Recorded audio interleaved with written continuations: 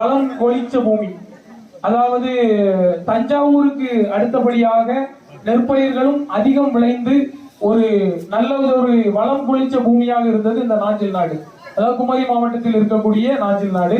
இன்னைக்குதான் அது மாவட்டமாக பிரிக்கப்பட்டது. முன்பு குட்டநாடு, குடநாடு, கூலி நாடு, வேர்க்கா நாடு அப்படிங்கிற ஒவ்வொரு பிரிவில் இருந்தது. அந்த மாதிரி இந்த பகுதிக்கு நாஞ்சில் நாடு அப்படிங்கிறது பேரு. அப்படி இருக்கக்கூடிய காலகட்டத்தில் 10 வகைகள் சொல்லுவாங்க. அதாவது 10 அப்படிம்பாங்க.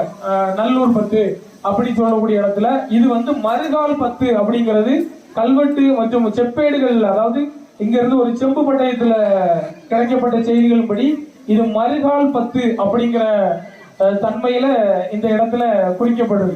அப்படின்னா மறுகால் 10 அப்படிங்கிற ஒரு 10 நெற்களஞ்சியமாக இருந்திருக்கு.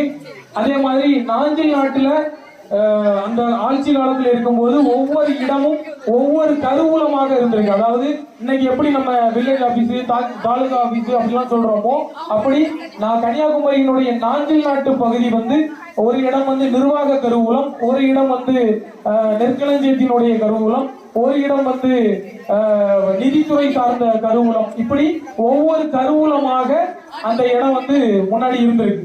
அப்படி இந்த மறுகால் தலைவத்திங்கிற இடத்துல இருந்து முன்னாடி சுசீந்திரம், அதாவது மக்கள்மார் சந்திப்பு அப்படின்னு சொல்லி ஒண்ணு சொல்லுவாங்க. நீங்க கேள்விப்பட்டிருப்பீங்க.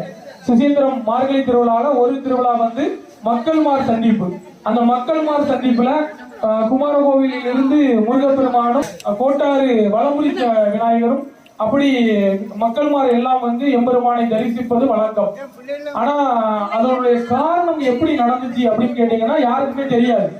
ஒரு வழிபாடு, ஒரு இந்து சமயம் சார்ந்த ஒரு வழிபாடு மூட நம்பிக்கை என்று ஒதுக்கி விடாமல் அந்த காலத்துல ஒவ்வொரு